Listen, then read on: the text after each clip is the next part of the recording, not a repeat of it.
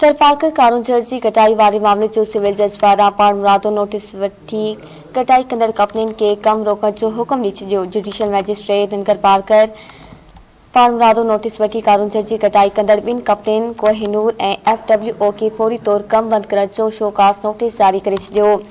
अदालत SSP तरपालकर Mukhtar car ऐं assistant commissioner खे हुकुम ॾिनो त फौरी तौर कंपनियुनि पारां कासर जबल दाना गांव जबल जी कटाई जो कम रोकाए वञे। सिविल जज हुकुम ॾींदे चयो त मशीनरी फौरी तौर हटाए पत्थर खणी पींदड़ ट्रकनि ऐं ट्रॉलनि खे बंदि कयो वञे। अदालत deputy commissioner Tharparkar, assistant director mineral ऐं माइंस खातो थरपारकर, असिस्टेंट डायरेक्टर सियाहत ऐं सकाफ़त खाते समेत ॿिए खाते जे ऑफिसरनि खे कागज़नि समेत तलब करे वरितो।